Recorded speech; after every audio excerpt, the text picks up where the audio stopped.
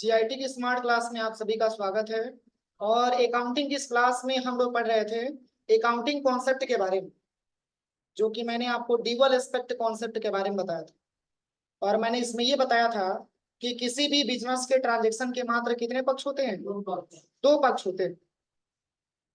एक पक्ष आपका डेबिट का होता है और दूसरा पक्ष आपका क्रेडिट का होता है। किसी भी बिजनेस को ट्रांजेक्शन को हम करेंगे तो उसके मात्र दो ही पक्ष होंगे, एक आपका डेबिट होगा और एक आपका क्रेडिट होता है। ये डुअल एस्पेक्ट कॉन्सेप्ट के बारे में मैंने आपको पिछली क्लास में बताया था। और पहली पक्ष की वैल्यू, टोटल वैल्यू दूसरे पक्ष की टोटल वैल्यू की क्या होती है? बराबर होती है। यानी कि अगर आपका डेबिट साइड का अमाउंट 10 रुपया है तो क्रेडिट साइड का अमाउंट कितना होना चाहिए? 10 होना चाहिए। ये मैंने आपको डुअल एस्पेक्ट रेशियो कंसेप्ट के बारे में बताया था। आज की क्लास में जो पढ़ना है वो है आपका पीरियोडिसिटी कॉन्सेप्ट।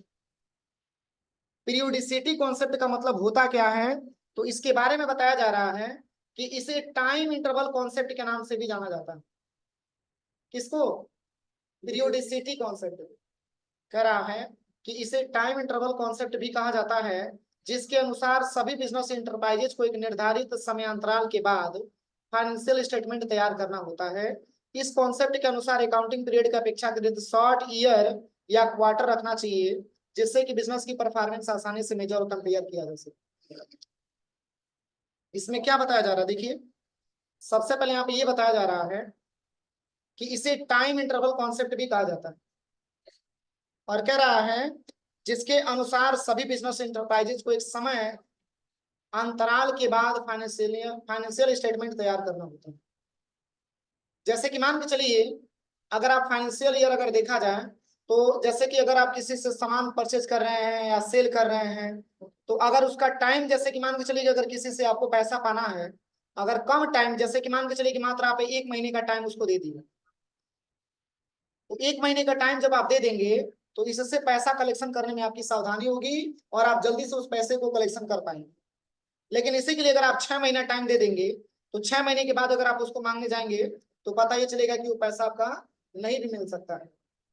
तो जैसे कि कभी भी हम जो भी बिजनेस अपना करेंगे, उस बिजनेस का एक समय अंतराल, एक फाइनेंशियल स्टेटमेंट हमको तैयार करना होता है।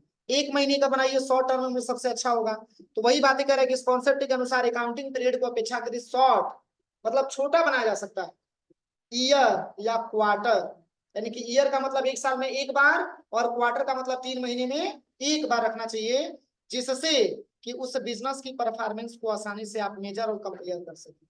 मतलब 3 महीने का रहेगा तो हम आसानी तरीके से उस बिजनेस की परफॉर्मेंस के बारे में जानकारी प्राप्त कर सकते हैं कि हमारी बिजनेस की परफॉर्मेंस क्या है, या उसकी परफॉर्मेंस को हम आसानी तरीके से मेजर भी कर सकते हैं और तुलना भी कर सकते हैं, कंपैरिजन भी कर सकते हैं। लेकिन कब? जब शॉर्ट टर्म में रहेगा तभी तो हम कर सकते हैं। अब 1 साल का बना लीजिए, 2 साल का बना लीजिए और कंपैरिजन कर ही नहीं पा रहे हैं, कंपेयर कर ही नहीं पा रहे हैं, उसकी परफॉर्मेंस के बारे में जानकारी प्राप्त कर ही नहीं पा रहे हैं, तो उसका कोई मतलब नहीं होता है। इसीलिए यहाँ पे बताया जा रहा है कि इसे इंटरवल कॉन्सेप्ट के नाम से भी जाना जाता है।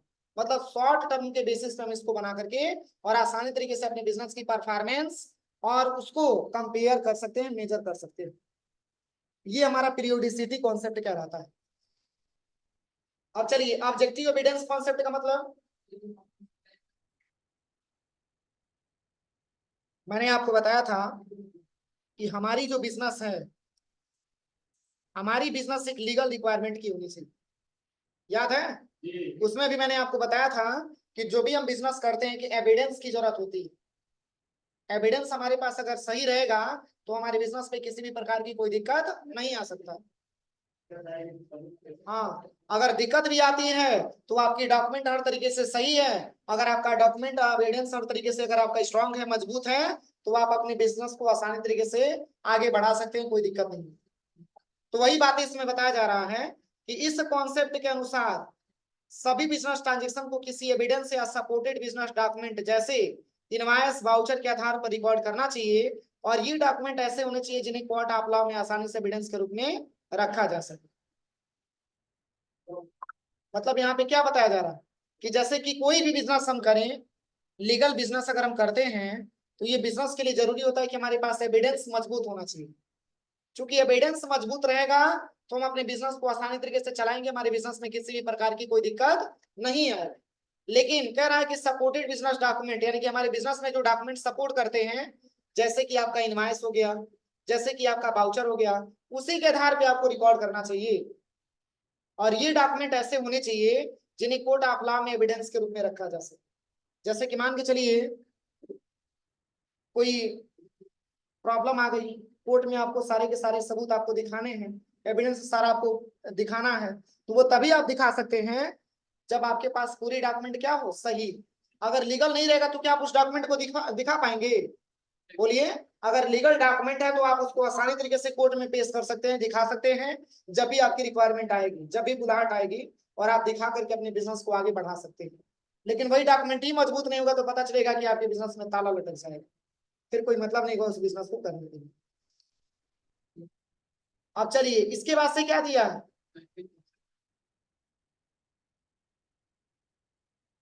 इसके बाद से आता है आपका मैचिंग कॉन्सेप्ट।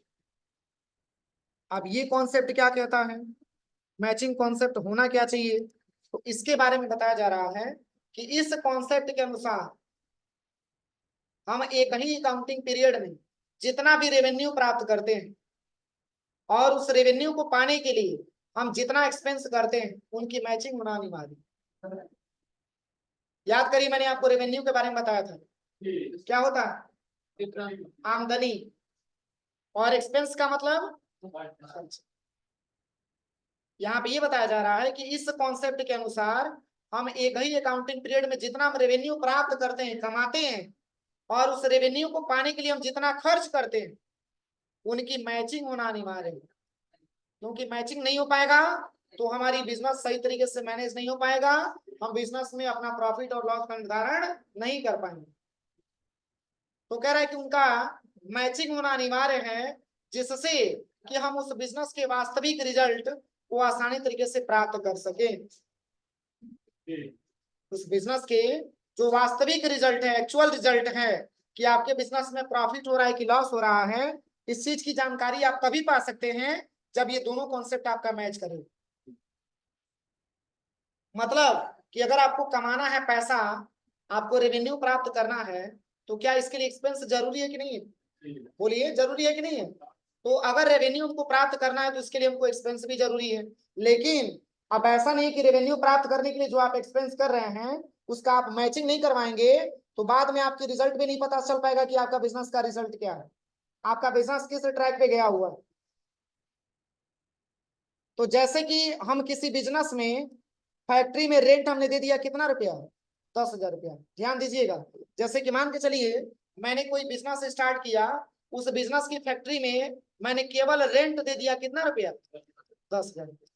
अरे मान के चलिए अगर हम जो है कोई बिजनेस करेंगे, फैक्ट्री बैठाएंगे, तो उसका भाड़ा हमको देना पड़ेगा कि नहीं देना पड़ेगा। एक एग्जाम्पल दिया है कि मान के चलिए कि आपने भाड़ा दे दिया 10,000 रुपया, और कह रहा है कि तथा स्टाफ की सैलरी और अन्य खर्च मिलाकर के आपने खर्चा कर दिया कितना, 90। ध्यान दीजिएगा, अपनी बिजनेस को आपने स्टेबल किया, स्थायी लगाया, तो उसका रेंट आपने दे दिया कौ रुपया, 10,000 रुपया, और शेष 90,000 और भी आपके बिजनेस में जो ओवरऑल एक्सपेंस थे या फिर आपने स्टाफ को सैलरी दिया, ये टोटल जोड़ करके मैंने अमाउंट बता दिया कितना, कितना, 90,000। आपको देखिए इस बिजनेस में जो भी हमारा स्टाफ का सैलरी दिया गया या और अन्य जो भी खर्चा है, ये जोड़ करके मैंने इसका अमाउंट ला दिया 90,000। अब देखिए 10,000 फैक्ट्री का हमारा किराया है और 90,000 और ओवरऑल एक्सपेंस है।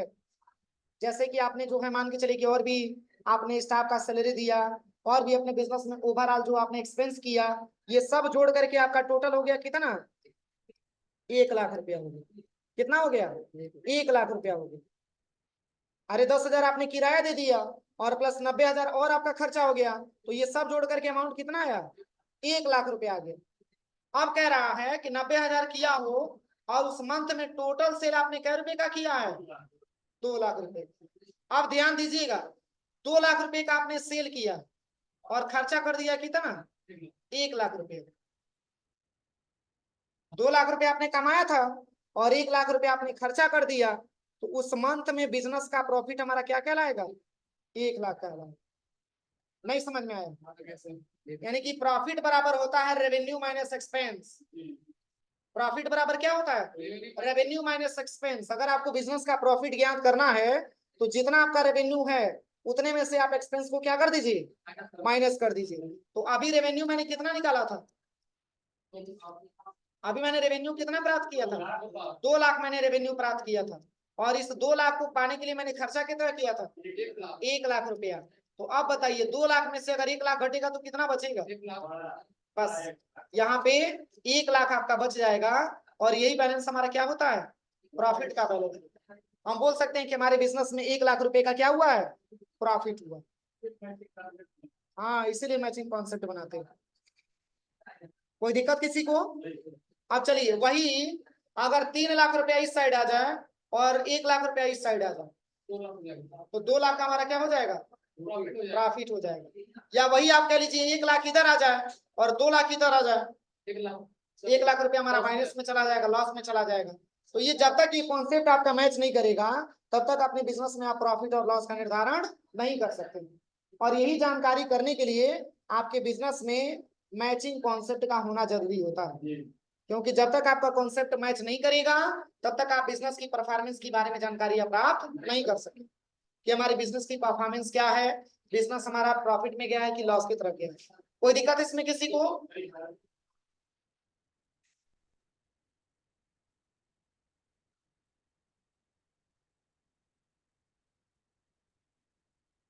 अब चलिए अगला जो ऑप्शन आपका दिया है, रियलाइजेशन कॉन्सेप्ट। क्या दिया, रियलाइजेशन कॉन्सेप्ट। अब इस कॉन्सेप्ट के बारे में क्या बताया जा रहा है, देखिए कह रहा है कि इस कॉन्सेप्ट के अनुसार रेवेन्यू को इनकम के रूप में उसी डेट में कंसीडर किया जाएगा जिस डेट में हमको इनकम रिसीव, जिस डेट में हमको इनकम रिसीव हो उसी डेट में कंसीडर किया जाएगा। और इस कॉन्सेप्ट के अनुसार अनअर्न्ड रेवेन्यू को इनकम मान करके बिजनेस के बुक्स ऑफ अकाउंट में रिकॉर्ड नहीं किया जाना चाहिए। जैसे कि मान के चलिए अगर आपको आमदनी आज 10,000 रुपये की हो रही है, आज की डेट में अगर 10,000 रुपये की इनकम हो रही है तो ये 10,000 रुपये का जो आपको इनकम हो रहा है इस 10,000 को आज ही के डेट में मान करके हम कंसीडर करेंगे कि आज ही के डेट में हमारी इनकम हुई, क्योंकि ये 10,000 रुपये हमको क्या हो रहा है, रिसीव हो रहा है। जाओ पहले तुम मुंह धो के आओ, तो जाओ, तुम ही को करें, जाओ।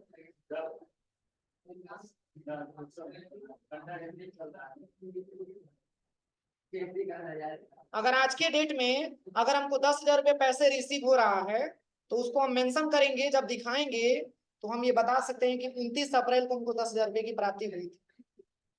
अब ये नहीं कि जो मिलने वाला है उसको पहले ही आप चढ़ा दीजिए, नहीं, जब मिल गया तो आप जिस डेट में मिला उसी डेट में आप उसकी एंट्री करिए। अब ये नहीं कि आगे मिलने वाला है उसको हम पहले ही रिसीप्ट में चढ़ा दिए, नहीं, ये कॉन्सेप्ट हमारा गलत हो जाता है। वही बातें इसमें बताया जा रहा है कि इस कॉन्सेप्ट के अनुसार रेवेन्यू को इनकम के रूप में उसी डेट में कंसीडर किया जाएगा जिस डेट में हमको इनकम रिसीव हो,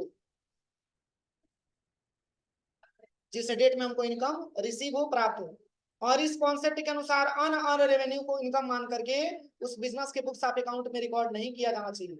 अनअर्न्ड का मतलब अभी जो हम कमाए नहीं है, अभी कमाने वाले हैं, उसको अभी हम बुक्स ऑफ अकाउंट में रिकॉर्ड नहीं करेंगे। लेकिन अगर हमने 10,000 रुपये का इनकम प्राप्त कर लिया तो उसको हम बुक्स ऑफ अकाउंट में रिकॉर्ड करेंगे।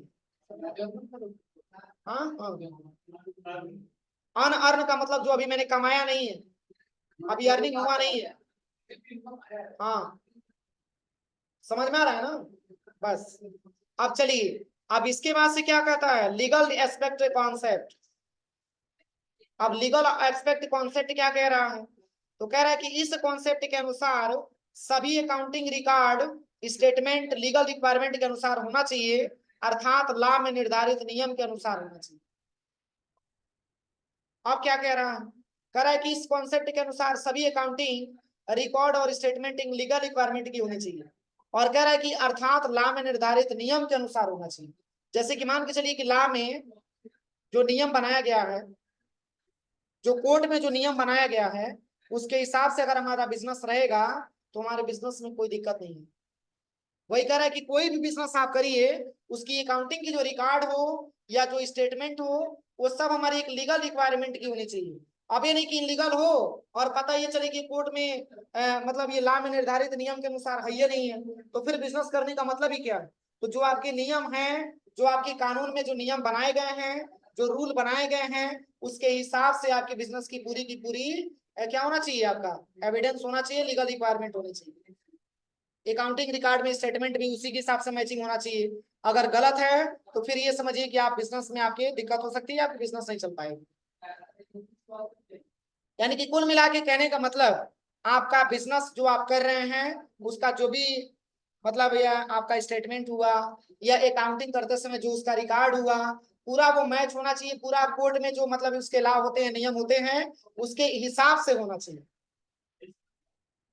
हाँ, पहले हुआ था माफी मांगे, वही चीज ना, वही चीज नियम के अनुसार होना चाहिए। कोई भी बिजनेस आप करिए एक नियम के अनुसार होना चाहिए।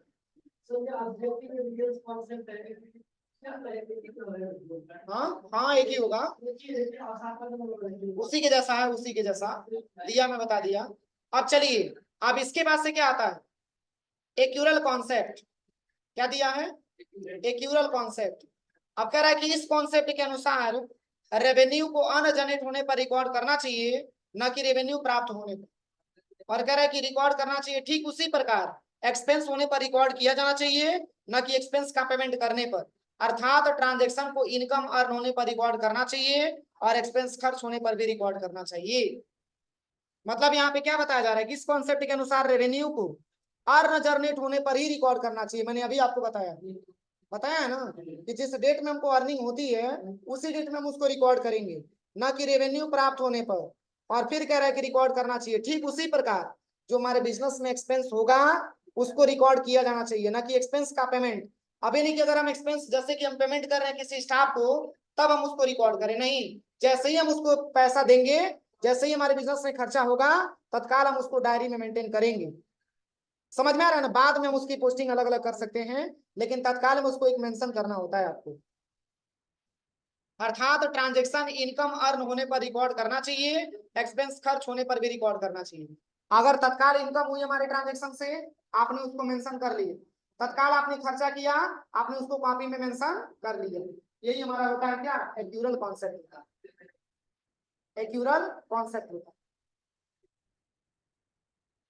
यहाँ तक कोई दिक्कत किसी को, बोलिए। पीरियोडिसिटी कॉन्सेप्ट, चलिए बता दे रहे हैं पीरियोडिसिटी कॉन्सेप्ट होता है।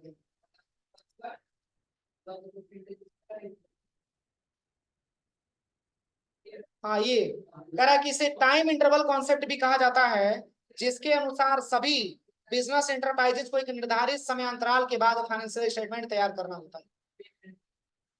और इस कॉन्सेप्ट के अनुसार अकाउंटिंग पीरियड को अपेक्षाकृत शॉर्ट ईयर या क्वार्टर रखना चाहिए, जिससे कि बिजनेस की परफॉर्मेंस को आसानी से मेजर और कंपेयर किया जा सके।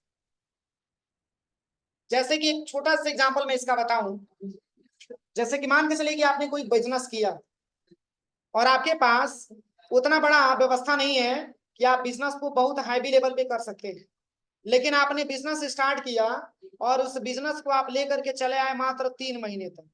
कितने महीने तक, 3 महीने तक। या आप इसको लेकर के चले आए 1 ईयर तक, 1 साल तक। अब ध्यान दीजिएगा, तो जो छोटे लेवल के बिजनेसमैन होते हैं, अगर वो अपने बिजनेस का पीरियोडिसिटी कॉन्सेप्ट ये कहता है कि अगर वो बिजनेस का, अगर आप 1 साल के बाद वो रिपोर्ट निकालेंगे, तो अगर उसके बिजनेस में अब उन्होंने जो पैसा लगाया होगा उसके हिसाब से अगर लॉस ज्यादा होगा, तो उसी दिन उनको हार्ट अटैक आ जाएगा, वो खत्म हो जाएगा। बोलिए, और वही 3 महीने का वो कंपेरिजन कर लेंगे तो उनसे फायदा या नुकसान पता चल जाएगा, ताकि आगे जब बिजनेस को करेंगे तो उनको कोई दिक्कत नहीं आएगी। समझ रहे हैं ना आप लोग। इसलिए बिजनेस को कभी भी शॉर्ट टर्म में किया जाता है, कि मतलब कि 3 महीने तक आप लेके जाइए बिजनेस को, और 3 महीने में आप उसका रिजल्ट देख लीजिए कि प्रॉफिट हुआ है कि लॉस हुआ है। अगर लॉस हुआ होगा तो आप ये क्लियर करिए कि मान के चलिए कि आज के समय में अगर हम खर्चे के लिए 100 रुपया दे रहे हैं, तो कल की डेट में वही खर्चा अगर देखा जाए तो हम कोशिश करें कि 100 रुपये से घटा करके कम से कम हम जो है 50 या 60 रुपये पे लेके आए। क्योंकि जब खर्च कंट्रोल होगा तो इनकम आपका बढ़ेगा। बोलिए, सही है कि गलत है। और जब खर्च आपका बढ़ेगा तो क्या इनकम बढ़ेगी, इनकम घटेगी आपकी। इसलिए कोशिश करिए कि 3 महीने का आपने एविडेंस देख लिया, 3 महीने का आपने रिकॉर्ड देख लिया कि आपका बिजनेस क्या किस तरीके से जा रहा है। अगर प्रॉफिट की तरफ जा रहा है तो सही है, अगर लॉस की तरफ जा रहा है तो आप उसको कंपेयर करिए, तुलना करिए कि किस वजह से हमारा बिजनेस लॉस की तरफ जा रहा है, ताकि हम आसानी तरीके से उसको कंट्रोल कर सके कि आगे हमको भविष्य में कोई दिक्कत ना हो। वही हमारा अकाउंटिंग क्या होता है, हमारा पीरियोडिसिटी कॉन्सेप्ट। तो एक साल, अब जो बड़े बड़े लेवल के लोग होते हैं वो 1 साल पे कंपेरिजन करते हैं, और जो छोटे लेवल के बिजनेसमैन होते हैं वो 3 महीने पे देख लेते हैं। भाई 3 महीने पे देख लेते हैं, और उसके हिसाब से अगर उनको बिजनेस में और भी पूंजी लगाने की आवश्यकता आती है तो लगाते हैं, नहीं तो वहीं से बिजनेस अपना क्लोज कर देते हैं। समझ रहे हैं ना? तो ये हमारा पीरियोडिसिटी कॉन्सेप्ट कहलाता है। कोई दिक्कत किसी को? अब चलिए, जो सबसे मोस्ट इंपॉर्टेंट है, जो सबसे मोस्ट इंपॉर्टेंट है वो है आपका types of accounting. Types of account ये सबसे मोस्ट इंपॉर्टेंट है। देखिए, 1 से लेकर के जो 70 पेज आप बुक पढ़ने वाले हैं, अगर इतना नहीं समझ में आया, यही 3 मेन पॉइंट है, अगर ये नहीं समझ में आया तो टैली कुछ भी नहीं समझ में आता। ये बहुत मोस्ट इंपॉर्टेंट होता है, टाइप्स ऑफ अकाउंट, क्योंकि इसको अगर आप नहीं समझेंगे तो कोई भी आप अकाउंटिंग नहीं कर पाएंगे। अगर कोई भी आपको ट्रांजेक्शन, कोई भी अकाउंटिंग आपको करना है तो ये टाइप्स ऑफ अकाउंट आपको ध्यान में रखना होता है, और इसी टाइप्स ऑफ अकाउंट के हिसाब से आपको आगे अपना ट्रांजेक्शन करना होता है। अरे टाइप्स ऑफ अकाउंट का मतलब होता क्या है? खाता के प्रकार। तो इसमें पहला आपका दिया है पर्सनल अकाउंट, और दूसरा आपका दिया है रियल अकाउंट, और तीसरा आपका दिया है नॉमिनल। तीनों ऑप्शन के बारे में समझिएगा। पर्सनल अकाउंट का मतलब होता है व्यक्तिगत खाता। पर्सनल अकाउंट का मतलब व्यक्तिगत खाता, और रियल अकाउंट का मतलब होता है वास्तविक खाता, और नॉमिनल का अकाउंट का मतलब होता है नाम मात्र का खाता। अब तीनों ऑप्शन के बारे में आप समझिएगा ध्यान से। अगर हम बात करें सबसे पहले टाइप्स ऑफ अकाउंट में पर्सनल के बारे में, तो पर्सनल के बारे में मैंने अभी आपको बताया कि पर्सनल अकाउंट का मतलब होता है व्यक्तिगत खाता। अब ये कौन से खाते होते हैं, तो इसमें बताया जा रहा है, देखिए कह रहा है कि पर्सनल अकाउंट एक व्यक्ति के साथ उसकी घरेलू बिजनेस होम डीलिंग से संबंधित होता है, और यह अकाउंट नेचुरल पर्सन, किसी इंडिविजुअल, किसी फर्म या कंपनी आदि का हो सकता है। नहीं समझे? इसमें ये बताया जा रहा है कि ये जो अकाउंट हमारा पर्सनल अकाउंट होता है, ये कह रहा है कि किसी एक व्यक्ति के साथ उसकी होम बिजनेस डीलिंग से संबंधित होता है, और कह रहा है कि जैसे नेचुरल किसी पर्सन को ले लीजिए। पर्सन का मतलब किसी व्यक्ति का नाम, जैसे राम हो गया। पर्सन का मतलब किसी व्यक्ति का नाम, या फर्म पूछ रहा है ना, तो फर्म का मतलब आरके ट्रेडर्स, एक प्रकार की फर्म है। इसके बाद से क्या दिया है? कंपनी। तो कंपनी में डेल इंडिया प्राइवेट लिमिटेड एक प्रकार की कंपनी है, एचपी इंडिया प्राइवेट लिमिटेड एक प्रकार की कंपनी है, एसर इंडिया प्राइवेट लिमिटेड एक प्रकार की कंपनी है। तो ये सब आएंगे किस अकाउंट के अंतर्गत? पर्सनल अकाउंट के अंतर्गत आएंगे। और वैसे ही जैसे कि आपका बैंक अकाउंट, ये बैंक अकाउंट भी आएगा किसके अंतर्गत? पर्सनल के अंतर्गत आएगा। मतलब इसमें इतने प्रकार के खाते बनाए जाते हैं। जैसे कि नाम से संबंधित, यहाँ पे क्या लिखा हुआ है? पर्सन। अगर नाम से संबंधित बोले तो Ram account, Shyam account, Ram account, Shyam account, Ravi account, Rohan account, Mohan account, ये सब एक प्रकार के पर्सनल अकाउंट में आते हैं। क्यों? क्योंकि व्यक्ति के नाम से संबंधित खाते हैं। और वैसे सेकंड क्या लिखा हुआ? सेकंड क्या लिखा हुआ? फर्म लिखा हुआ। तो फर्म क्या आएगा? तो जैसे कि मान के चलिए आरके ट्रेडर्स एक प्रकार की फर्म है, एसके ट्रेडर्स एक प्रकार की फर्म है। ट्रेडर्स एक प्रकार की फर्म होती है, जैसे दुकानों पर नहीं लिखा होता है ट्रेडर्स, आपने देखा होगा हार्डवेयर की दुकान होती है उसमें ट्रेडर्स लिखा होता है। आरके ट्रेडर्स हो गया, राजू ट्रेडर्स हो गया, रमेश ट्रेडर्स हो गया। क्यों? अगर उसमें ट्रेडर्स के पहले नाम जोड़ा गया है तो क्या किसी व्यक्ति का नाम है कि नहीं है? किसी व्यक्ति का ही तो नाम है, इसलिए हम उसको पर्सनल अकाउंट बोलेंगे। क्या बोलेंगे? पर्सनल अकाउंट बोलेंगे। और वैसे ही अगर आप कंपनी अकाउंट के बारे में अगर आप बोलेंगे, कंपनी लिखा हुआ है तो एचपी इंडिया प्राइवेट लिमिटेड, ये कंपनी का कोई मालिक होगा? बोलिए। तो इसलिए हम उसको पर्सनल अकाउंट बोलेंगे। एसर इंडिया प्राइवेट लिमिटेड का कोई मालिक होगा, इसलिए हम उसको पर्सनल अकाउंट बोलेंगे। डेल इंडिया प्राइवेट लिमिटेड का कोई मालिक होगा, इसको पर्सनल अकाउंट बोलेंगे। क्लियर हुआ? तो इन सभी को हम पर्सनल अकाउंट बोलते हैं। और इसके बाद से सबसे नीचे मैंने क्या लिखा है, बैंक लिखा हुआ है। आखिर बैंक में खाता किसका होता है? किसी पर्सन का होता है, किसी व्यक्ति का होता है कि नहीं होता है? रमेश ने अकाउंट खुलवा दिया, सुरेश ने अकाउंट खुलवा दिया, रवि ने अकाउंट खुलवा दिया, तो आखिर वो अकाउंट है किसका? संस्था के नाम भी होता है। अगर संस्था के नाम से भी होगा तो संस्था को कोई मालिक होगा। तो ये सबके सब एक प्रकार के पर्सनल अकाउंट के अंतर्गत आते हैं। कोई दिक्कत इसमें? तो पहले तो मैंने आपको केवल अकाउंटिंग पहचानना सिखवाया कि अकाउंट कितने प्रकार के होते हैं। तो ये सब हमारे पर्सनल अकाउंट में आता है। नाम से संबंधित हुआ, या फर्म से संबंधित हुआ, या कंपनी से संबंधित हुआ, या बैंक से संबंधित हुआ, ये सब किस प्रकार के अकाउंट है? पर्सनल अकाउंट है। अब देखिए इसमें बताया जा रहा है आदि का हो सकता है, मैंने यही तो बताया था ना। यहाँ पे ये बताया जा रहा है कि पर्सनल अकाउंट एक व्यक्ति के साथ उसकी घरेलू बिजनेस डीलिंग से संबंधित होता है, और यह अकाउंट नेचुरल पर्सन, पर्सन का मतलब व्यक्ति, इंडिविजुअल किसी फर्म, व्यक्तिगत किसी कंपनी या फर्म या कंपनी आदि का हो सकता है। और यदि एक व्यक्ति बिजनेस से कुछ प्राप्त करता है, ध्यान दीजिएगा, कोई ऐसा व्यक्ति है जो हमारे बिजनेस से कुछ प्राप्त करता है, रिसीव एनीथिंग, कुछ भी अगर वो प्राप्त करता है, तो उसको अकाउंटिंग के लैंग्वेज में क्या बोला जाएगा? रिसीवर बोला। क्या बोला जाएगा? रिसीवर बोला जाएगा। यदि कोई ऐसा व्यक्ति है जो हमारे बिजनेस से कुछ प्राप्त कर रहा है, तो उसको हम बोलेंगे रिसीवर, और बिजनेस में उसका अकाउंट होगा क्या? डेबिट हो जाएगा। क्या हो जाएगा? डेबिट हो जाएगा। और कह रहा कि यदि कोई ऐसा व्यक्ति है, यदि एक व्यक्ति ऐसा बिजनेस को कुछ देता है, अभी तो मैंने पाने की बात कहा था ना, तो पाने वाले को क्या बोला जाता है? रिसीवर बोला जाता है। और रिसीवर का नेचर होता क्या है? डेबिट होता है। अब कह रहा है कि यदि कोई ऐसा व्यक्ति है जो बिजनेस में कुछ देता है, तो देने वाले को क्या बोला जाता है? गिवर बोला जाता है। कोई ऐसा व्यक्ति है जो हमारे बिजनेस में कुछ दे रहा है, तो बिजनेस को नेचर में हम क्या बोलेंगे? गिवर बोलेंगे। और बिजनेस का अकाउंट हमारा क्या होगा? नहीं समझे? अगर कोई ऐसा व्यक्ति है जो रिसीव कर रहा है, रिसीव का मतलब प्राप्त कर रहा है, तो उसका नेचर हो जाएगा क्या? डेबिट। अगर कोई ऐसा व्यक्ति है जो क्या कर रहा है? दे रहा है, तो क्या उसको हम गिवर बोलेंगे, और गिवर का नेचर क्या हो जाएगा? क्रेडिट हो जाएगा। हाँ, ये कौन सा है? क्रेडिट कार्ड और डेबिट कार्ड, ये नाम बता दीजिए। अरे देनदार और लेनदार मैंने नहीं बताया था। हाँ, डेबिटर और क्रेडिटर मैंने नहीं बताया था।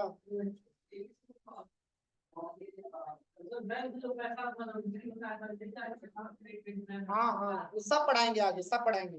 देखिए जैसे बैंक से हम पैसा लेते हैं ना, तो बैंक से जब पैसा निकालते हैं तो किस प्रकार का मैसेज आता है?